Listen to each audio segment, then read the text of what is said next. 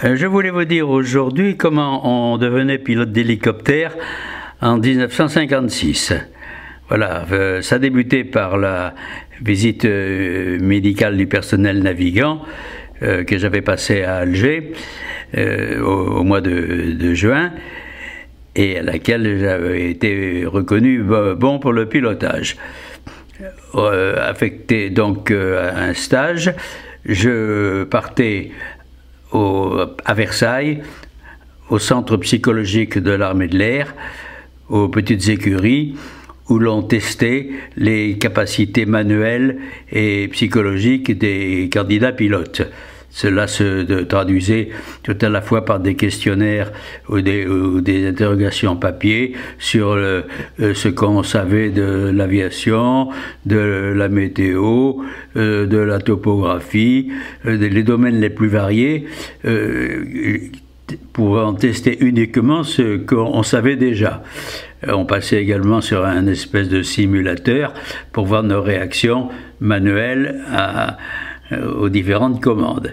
Je me souviens que dans mon cas, j'étais particulièrement favorisé pour la manœuvre jonction là, des mains droites et des mains gauches, parce que j'avais été entraîné à tirer à Saumur sur les chars, les chars de tank destroyer, sur lesquels il fallait manipuler les deux volants de la main droite et de la main gauche en croisant les mains. Ceci est un détail.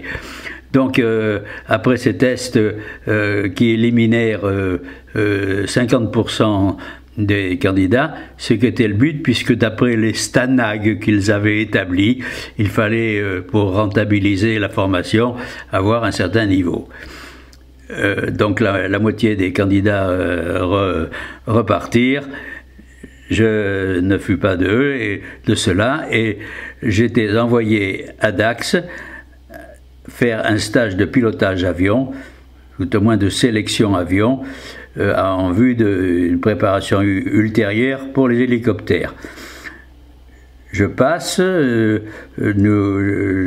personnellement, je pars à Dax. Entre-temps, sachant que je risquais de rester même quelques mois en France, j'achète une Renault, une 4 chevaux, je ne sais plus comment elle s'appelle, là, les petites, et fouette cocher, Dax, où nous nous retrouvons une douzaine d'officiers à peu près de notre génération, candidats à cette sélection. Nous sommes dans l'inconnu, on nous présente les avions. Ce sont de modestes Piper Cub de 90 chevaux, mais qui nous semblent quelque chose d'imposant. La plupart d'entre nous n'avions jamais eu de contact réel avec l'aviation. Moi-même, j'avais eu un baptême de l'air, je crois, me rappelle à Biscarrosse, 5 ou 8 ans avant, et fait un vol lors de manœuvres militaires. Bon, bref, je me retrouve dans un poste avant là, de Piper Cub. Le moniteur était par derrière, avec ce qu'on appelait un laryngophone, un casque, pour vous donner les instructions dans l'oreille. Dès le premier vol, on ne fait rien, on suit les commandes, et je vois avec effarement le moniteur qui titille, si on peut dire, le manche qui est devant nous, c'est-à-dire la commande, le manche à balai, ce qu'on appelle ainsi, dans tous les, enfin pas dans tous les sens, mais qui en permanence bouge de quelques millimètres. Ça m'impressionne beaucoup, disant quelle précision dans les gestes. Il en fait autant avec les pieds, des appuis très léger, contrairement aux grands coups qu'on donne dans les voitures. Voilà. Donc après cela, la séance suivante, on commence à piloter soi-même et on voit la difficulté de se réduire à des petits gestes pour tenir la ligne droite, monter, descendre. Ça nous semble quand même pas évident. Le moniteur a l'habitude, enfin ça fait partie de la formation, de faire ce qu'on appelle des abattés, c'est-à-dire moteur réduit, on cabre l'appareil et on le laisse décrocher, ce qui vous fait un trou dans l'estomac, et c'est au début fort désagréable. Peu et certains en ont le mal de l'air. C'est un des buts de ces tests, c'est de toujours éliminer.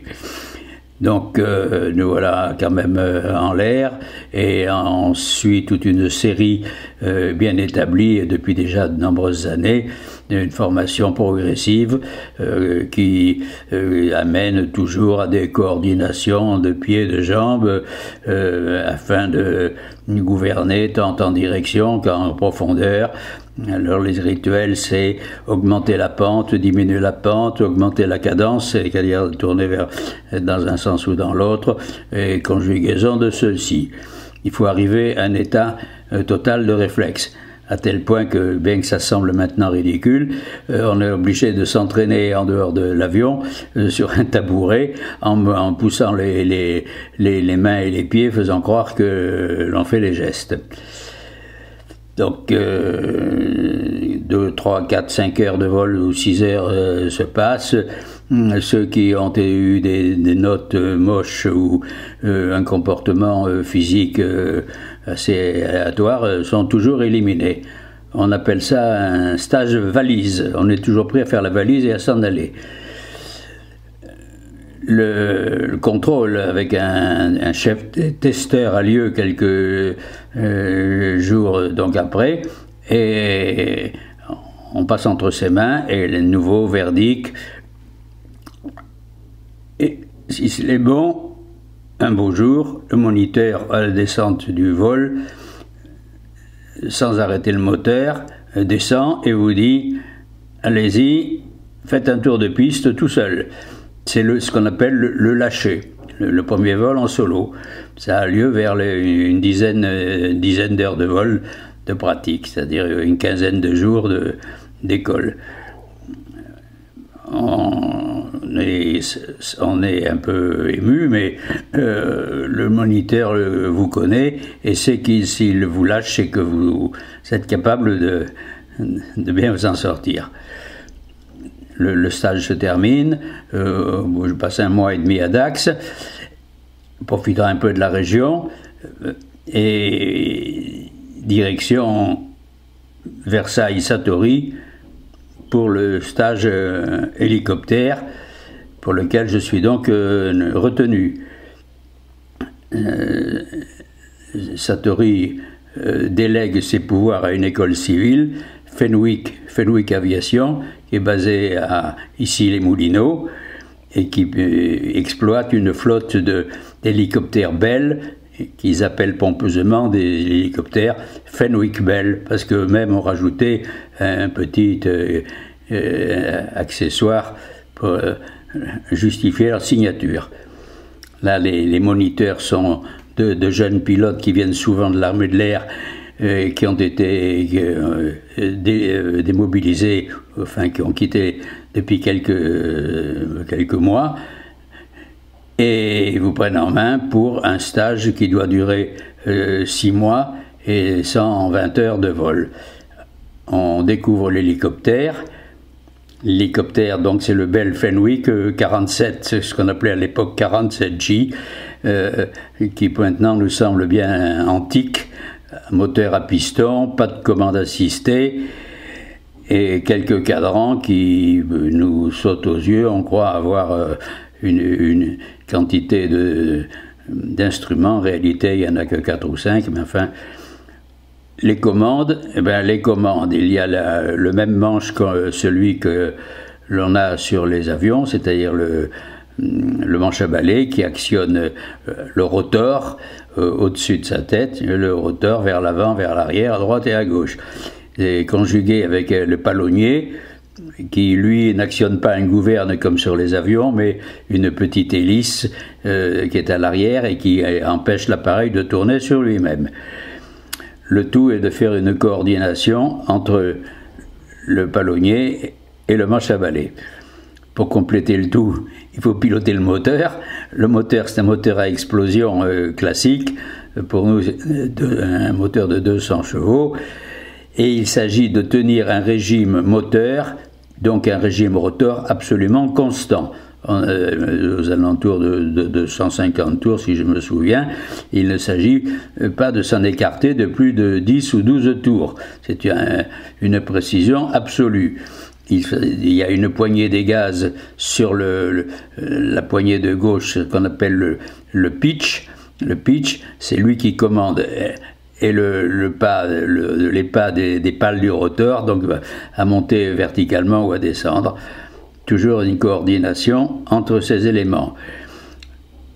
On appelle ça la coordination gaz-pas.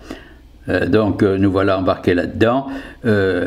C'est après des jours les premiers pilotages avec on ne touche pas aux commandes, on le suit aux commandes et on met les mains dessus et on s'aperçoit une vraie gymnastique, enfin une précision absolue dans tous les gestes qui nous effraient.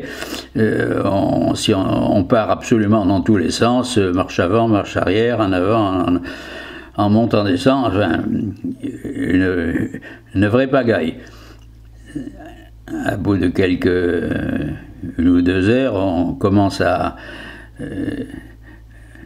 maîtriser cette folie de l'appareil et on peut commencer à effectuer quelques manœuvres classiques, tout à fait classiques au départ, un tour de piste, voilà, s'arrêter, partir.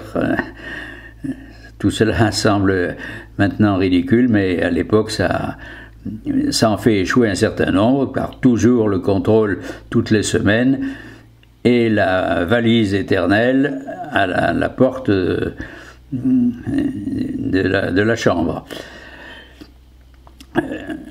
Pour moi, j'habitais à l'époque près de la porte, près de quai de Javel, hein, dans un hôtel rue de Casablanca à Paris, mais nous profitions peu de la région parisienne, puisque nous partions le matin du terrain de Dissy-Moulineaux pour aller dans la campagne à Crespierre, à une trentaine de kilomètres.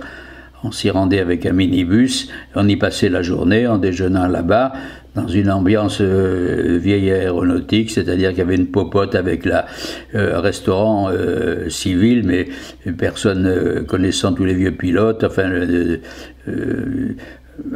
ambiance un peu décontractée, mais mélangeant des pilotes de l'armée de l'air qui faisaient un stage en même temps que nous, que quelques gendarmes et même quelques pilotes civils qui avaient assez d'argent pour se payer ce luxe. L'heure de vol à l'époque était de 30 000 francs, ce qui n'était tout à fait hors de portée.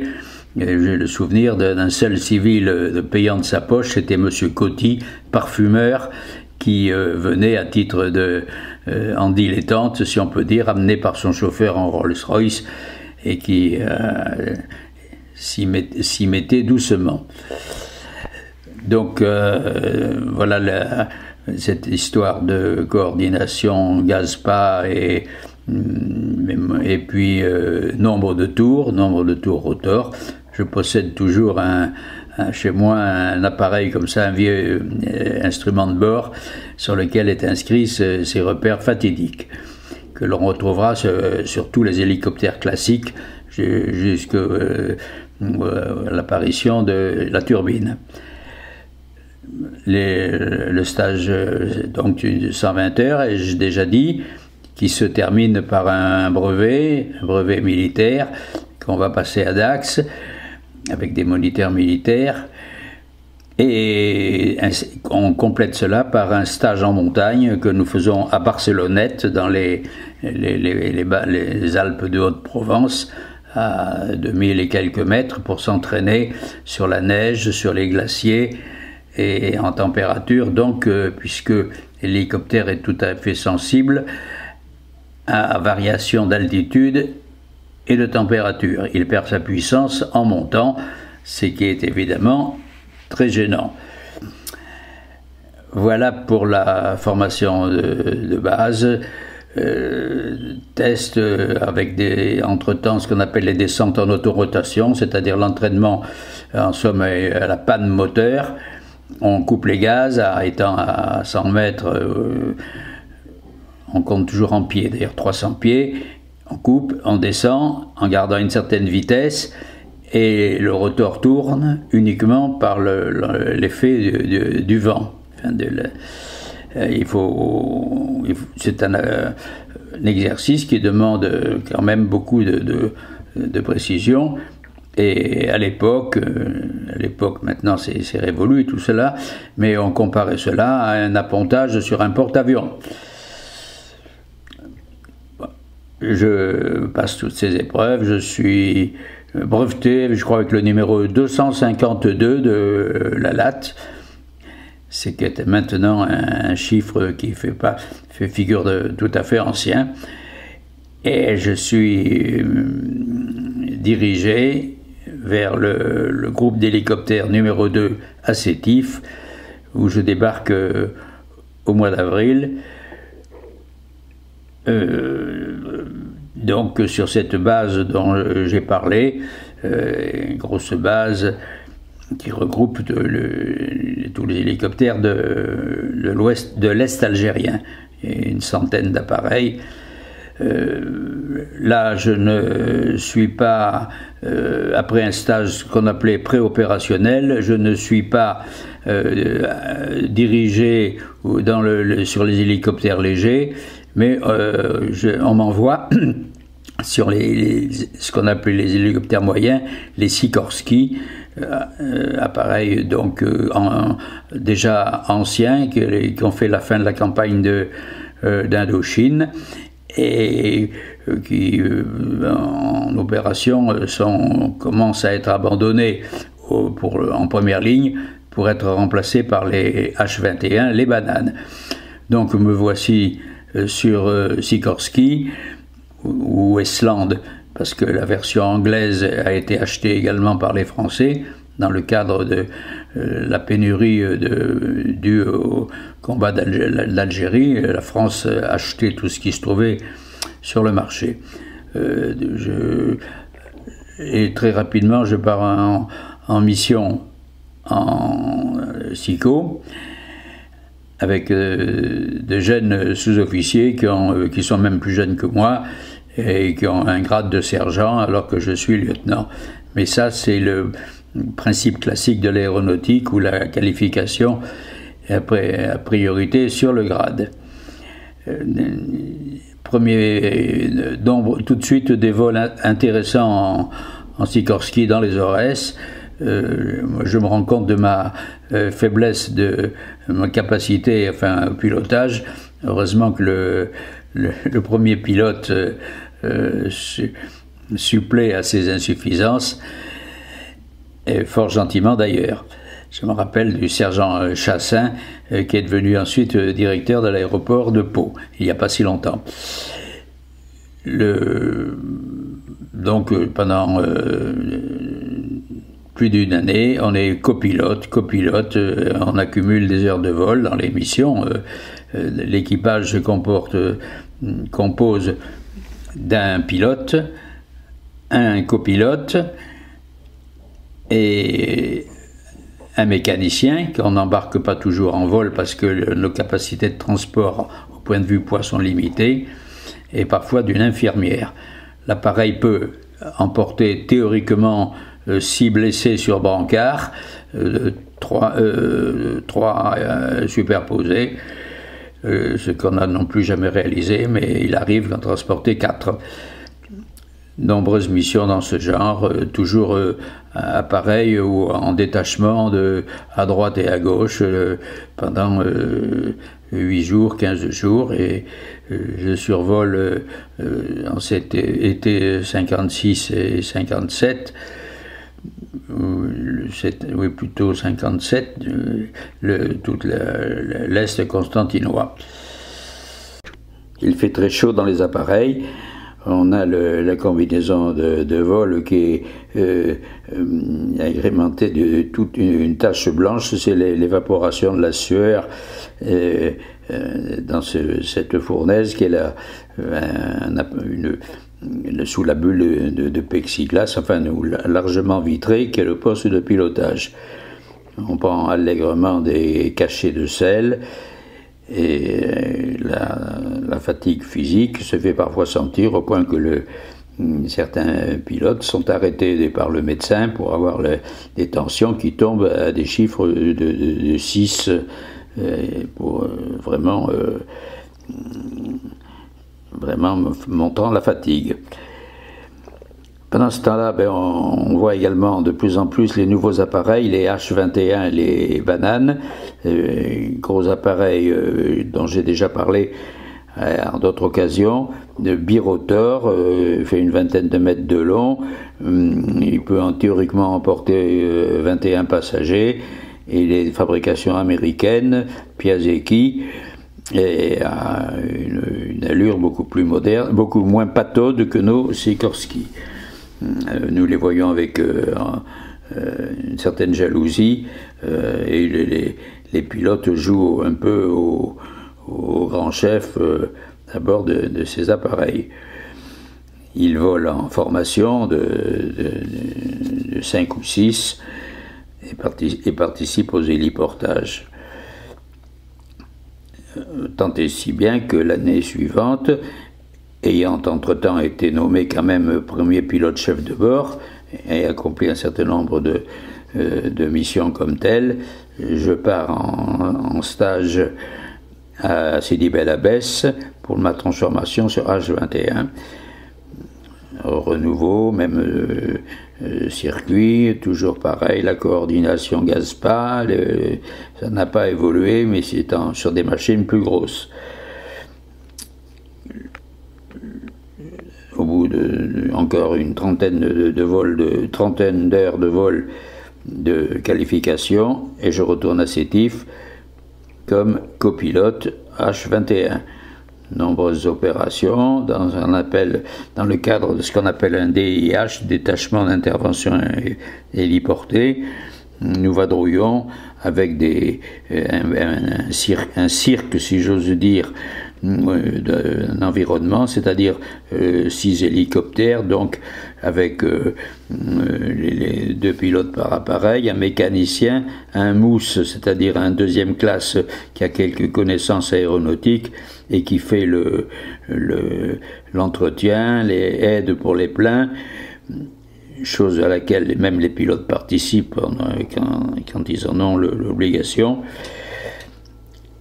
Nous avons un chef mécanicien pour l'ensemble, une infirmière, une IPSA, donc une certaine autonomie. Les mécaniciens sont chargés d'avoir un minimum de ravitaillement à bord pour prévoir les coups où on passe la journée dans la nature. Opération dans tous les sens, je fais ça pendant 2 ans, entre Alger, Sétif, Tébessa, Soukaras, la frontière algérienne, et jusque dans le sud, Sidi Ougba ou Biskra. Voilà. Quelques émotions quand même de temps en temps, surtout l'été, lorsqu'on à 2 heures de l'après-midi, on héliporte les commandos sous un soleil de plomb et sur les pentes du Haut-Dna, dans le cadre de l'opération Jumelle ou Étincelle. Il nous est arrivé de faire des crashs verticaux avec une vitesse telle que on arrivait à faire éclater, les pneus du train pour plaquer l'appareil au sol. Ce sont des souvenirs divers. Comme j'ai eu l'occasion de piloter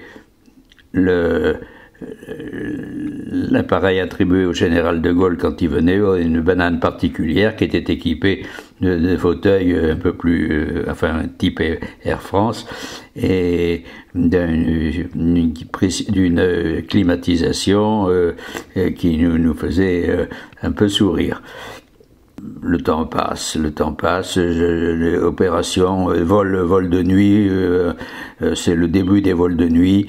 On nous apprend que c'est le vol sans visibilité pour simplement nous mettre en garde contre ce genre de vol, parce que l'hélicoptère est tellement instable et que les instruments nous n'arrivons pas à maîtriser les instruments de bord de pilotage sans visibilité. Donc il s'agit de ce qu'on appelait une mise en garde. Voilà. En même temps, on voit apparaître parallèlement à nos appareils les turbines sur les alouettes. Les alouettes, il y a petits appareils rapides et qui nous semblent à l'époque surpuissants, avec une turbine qui vraiment est plus souple que le moteur à piston. Il n'y a plus cette fameuse coordination gaz-pas. On commence à arriver à un perfectionnement très net dans nos genres d'aéronefs. Ce sont les alouettes qui font les leaders de guidage, puisque en opération, le commandant d'opération est en l'alouette en général, et il coordonne avec les avions d'appui de l'armée de l'air, les chasseurs, ce qu'on appelle le nettoyage, c'est-à-dire le mitraillage d'une DZ qui peut sembler louche avant le poser. On trouve également des alouettes et même des bananes qui sont armées de roquettes. On innove tous les jours, on cherche la formule la plus performante. Et maintenant, tout cela rentre en jeu de façon classique avec les gazelles, les pumas et tigres et nouveaux appareils. Nous sommes un peu quand même les précurseurs à l'époque.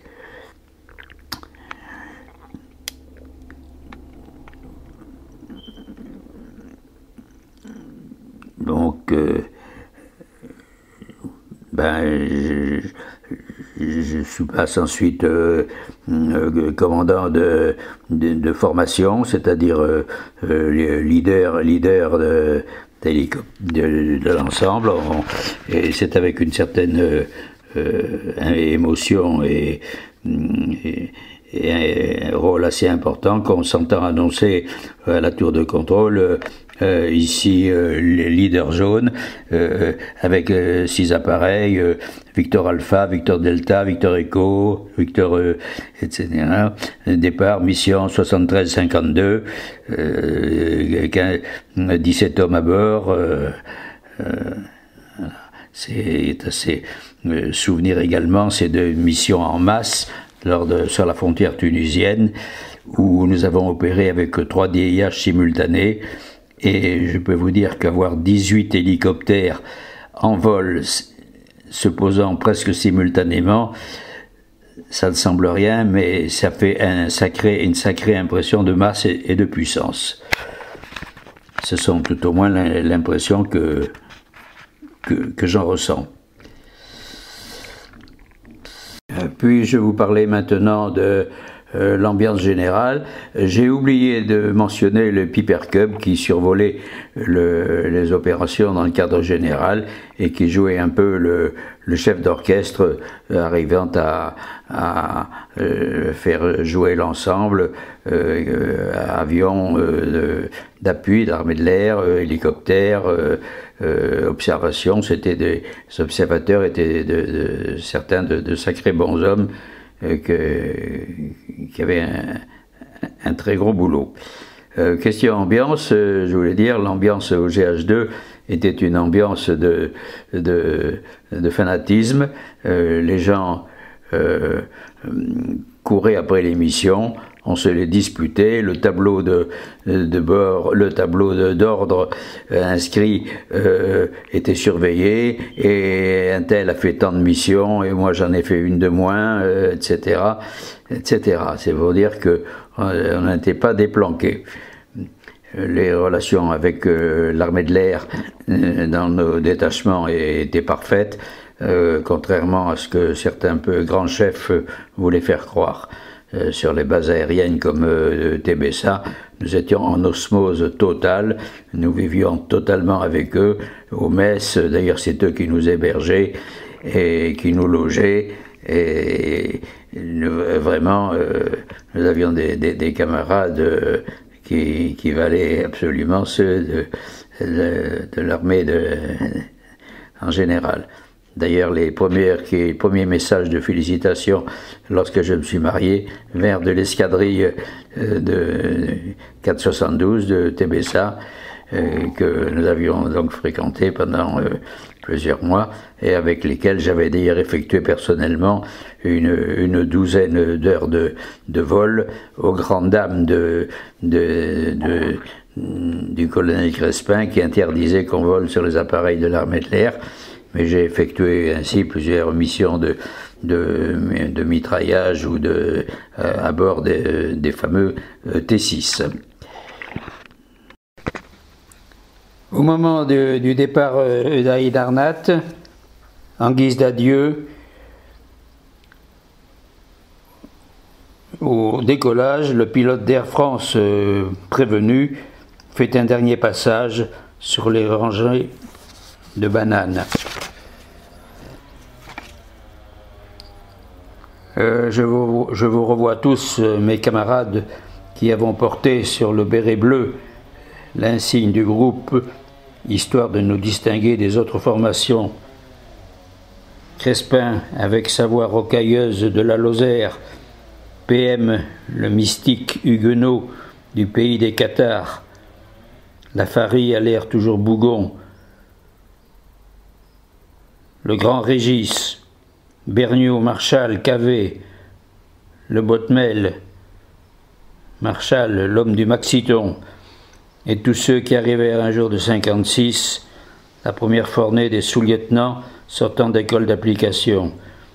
Jordanov, Tatin, Auzer, Folck, Brosadelli, Fileux, Rovel, Gouillon. Comment ne pas oublier les vieux sous-officiers qui débutèrent les hélicos en Indochine, et Malgras, du Rozoy, Pérez. Oui, le GH2 fut une très grande équipe, très jalousée, très enviée. J'ai eu l'honneur d'y servir pendant 4 ans, y effectuer 2000 heures de vol, 4 citations. Ma Légion d'honneur ne vint pourtant qu'en 69. Des souvenirs de précurseurs, de la latte d'aujourd'hui sans doute. Elle est devenue beaucoup plus technique, mais beaucoup moins folklorique. Voilà. Pour quitter circuit fréquence comme on dit.